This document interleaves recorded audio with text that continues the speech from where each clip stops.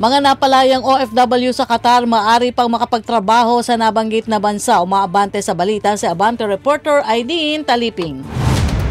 Sa pagpapasyanan ng 17 pinalayang overseas Filipino workers kung ipagpapatuloy nila ang kanilang trabaho sa Qatar o uuwi na lamang sa Pilipinas. Ito ang inihayag ni Palace Press Officer Atty. Claire Castro matapos i-dismiss ng Qatari authorities ang reklamong illegal assembly laban sa 17 OFW na inaresto noong March 7 bilang suporta kay dating Pangulong Rodrigo Duterte na nakatitini sa Netherlands.